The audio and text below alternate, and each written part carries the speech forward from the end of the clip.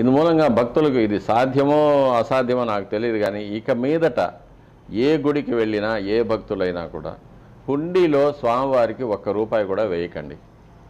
ఎందుకంటే తిరుమలలో కూడా స్వామివారికి ఒక రోజుకి 2.5 కోటి నుంచి 3 కోట్ల రూపాయల వరకు ఆదాయం వస్తుంది. కానీ ₹1 కూడా స్వామివారి సేవకు వినియోగించబడడం లేదు. భక్తులు తాము కష్టపడి పొదుపు చేసి తెచ్చిన డబ్బులు ₹10, ₹50, ₹100, ₹1000 స్వామివారికి హుండీలో వేస్తుంటారు. ఎందుకంటే స్వామివారి సేవకు ఇది ఉపయోగపడుతుందని.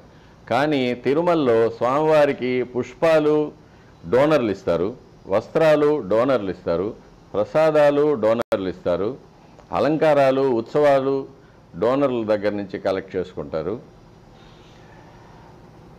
కానీ హుండీలో నుంచి ₹1 కూడా స్వామివారికి సేవకు అని వాడేదే లేదు. పచ్చకర్పూరం కస్తూరి కూడా స్వామివారికి డోనర్లు ఇస్తున్నారు. హుండీ డబ్బుల్లోంచి టీటీడీ కొనడం లేదు. హుండీ డబ్బుల్లో ఉద్యోగులకి జీతాలు పోతున్నాయి, ఇంజనీరింగ్ డిపార్ట్మెంట్కి డబ్బులు పోతున్నాయి. ఇక పోతే ధర్మ ప్రచార పరిషత్తు అదొక పెద్ద విషయం, అది అందులో పోతున్నాయి డబ్బులు.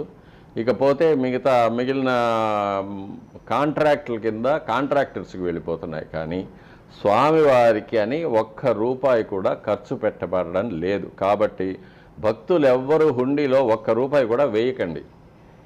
ఏదైనా ఉంటే స్వామివారికి సేవలు చేసుకోండి.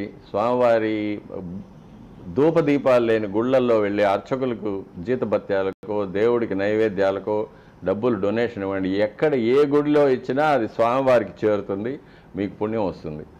కానీ ఇటువంటి పాపకార్యాలకు మీరు హుండీలో వేసిన డబ్బులు ఉపయోగపడడం అనేది మీకు కూడా మంచిది కాదు. కాబట్టి హుండీలో మట్టుకు ₹1 కూడా వేయకండి.